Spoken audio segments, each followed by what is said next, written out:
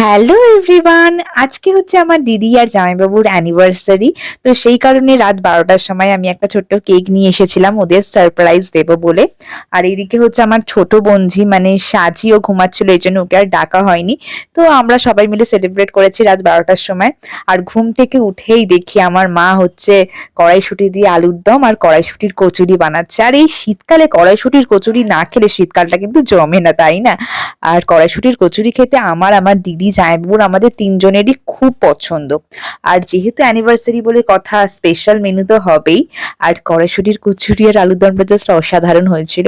আর দুপুরে হয়েছিল, আমার দিদি বললো যে দুপুরে ফ্রাইড রাইস করতে। তো সেই কারণে ফ্রাইড রাইস, চিকেন কষা, চাটনি, দই আর পাঁপড় বানানো হয়েছিল। আর আমার বড় বোন যে মানে আমরা খাচ্ছি আর আমাদের খাওয়া দেখে ওর কান্না, এই জন্য ওর হাতেও একটা পাঁপড় দিয়ে দেওয়া হয়েছিল, বসে বসে খাচ্ছে। আর ভিডিওটা ভালো লাগলে অবশ্যই চ্যানেলটা সাবস্ক্রাইব করো।